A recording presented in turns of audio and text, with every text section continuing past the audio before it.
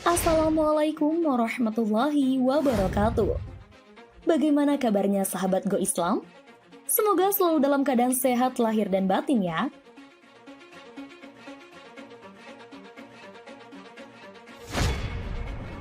Allah tidak menciptakan manusia di dunia sendirian. Allah menciptakan makhluk lain selain manusia. Salah satunya adalah setan. Selama ini kita orang awam menganggap bahwa yang namanya jin, setan, dan iblis itu sama. Padahal ketiga makhluk tersebut berbeda. Iblis itu nenek moyangnya jin, manusia nenek moyangnya Adam. Sedangkan setan itu adalah sifat. Sifat yang ada di dua dimensi, yakni dimensi jin dan dimensi manusia. Setan termasuk golongan jin yang diciptakan dari api samun, atau api yang sangat panas, dan memiliki tugas yaitu menggoda setiap manusia. Namun, tahukah sahabatku Islam, jika setan itu dikelompokkan sesuai dengan tugas masing-masing dalam menggoda manusia? Silahkan simak video ini sampai selesai. Namun, sebelum mengulas lebih dalam, jangan lupa klik subscribe, like, dan klik loncengnya terlebih dahulu, agar channel Go Islam dapat terus memberikan manfaat khasanah keislaman untuk umat.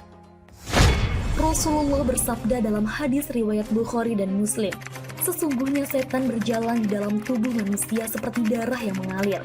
Aku khawatir, ia akan membisikkan sesuatu ke dalam hati kalian. Maksud dari ayat tersebut adalah setan bukanlah makhluk lain, namun merupakan sifat dan menempel di hati serta menebarkan bisikan jahat. Setan merupakan sifat yang menggambarkan keadaan makhluk yang jahat, membangkang, tidak taat, suka maksiat, suka melawan aturan, dan durhaka, baik itu makhluk dari kalangan jin maupun manusia. Sahabat Go Islam, perihal setan yang disebutkan dalam kitab Marokil Ubudiyah mempunyai tugas masing-masing dalam menggoda manusia.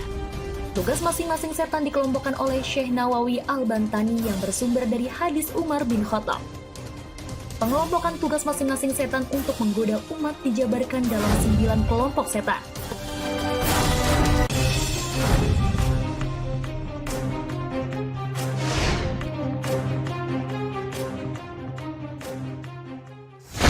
Kelompok pertama adalah khonzab, di mana setan khusus fokus untuk menggoda manusia agar tidak sholat.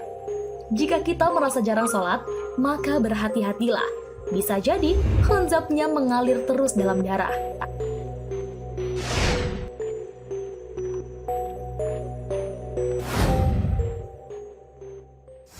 Kedua adalah walhan, setan penggoda untuk tidak mengambil air wudhu. Padahal kita tahu bahwa sempurnanya sholat adalah sempurnanya wudhu.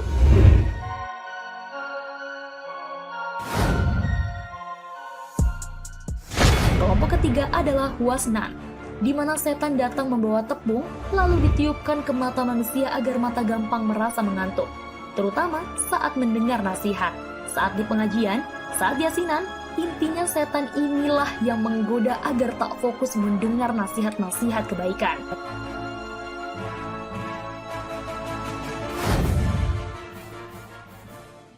Kemudian keempat adalah zalanbur, setan yang menggoda laki-laki dan wanita terutama saat datang ke pusat perbelanjaan dan menjadikan kita boros, membeli yang kita suka padahal sebetulnya tidak dibutuhkan. Berhati-hatilah jika sering seperti ini. Bisa jadi ini berarti setan zalanbur terus menempel untuk menggoda agar lapar mata, menggoda untuk menghambur-hamburkan uang.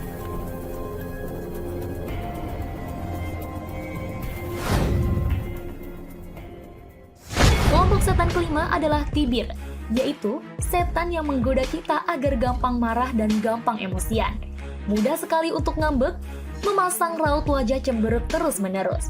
Boleh jadi ini ketempelan setan yang namanya setan tibir, yang membuat hati tidak pernah merasa tenang alias gelisah terus-menerus.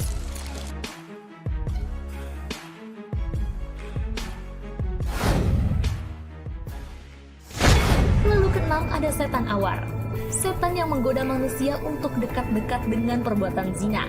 Hingga lambat laun, menurut teori ketika mata mendapatkan informasi tak senonoh terus-menerus, maka gambar tersebut akan terekam sempurna di otak kita.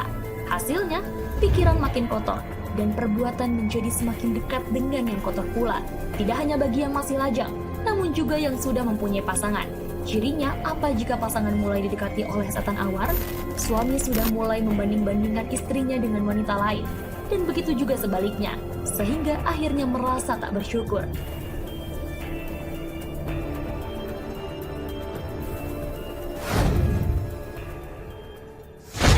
Ketujuh, ada setan abyad. Setan abyad disebut juga sebagai panglimanya setan, karena setan inilah yang menggoda Nabi. Dialah yang menggoda Nabi Ibrahim dan juga para ulama. Setan abyad menggoda agar tercipta kesombongan diri, merasa diri paling hebat, dan sebagainya. Jika sudah merasa seperti itu, maka setan akan mudah masuk.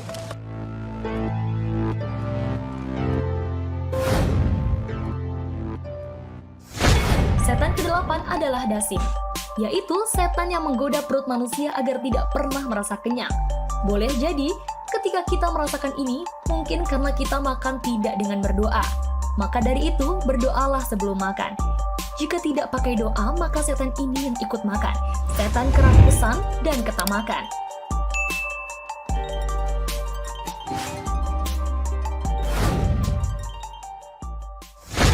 Dan yang terakhir adalah masuk matun, di mana setan menggoda agar bibir jadi comel, atau dengan kata lain suka menggunjingkan, membicarakan orang lain di belakang, mudah untuk mengadu domba, menyebar fitnah, dan segala sesuatu diadukan. Berhati-hatilah, tergoda setan ini bisa menjadi keburukan jariah, yaitu selama itu bergulir maka kita akan dapat tabungan dosa keburukan.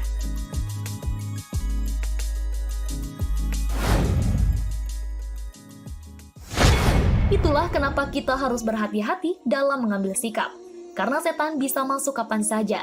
Semoga kita bisa berlindung dari godaan setan. Wallahu a'lam bishawab. Sahabat Go Islam, jika video ini memberikan manfaat, jangan lupa untuk share ya, agar kita ikut menyebarkan kebaikan. Karena kata Rasulullah, barang siapa menunjukkan manusia kepada kebaikan, maka ia memperoleh pahala seperti pahala orang yang melakukannya. Hadis riwayat Muslim. Wassalamualaikum warahmatullahi wabarakatuh.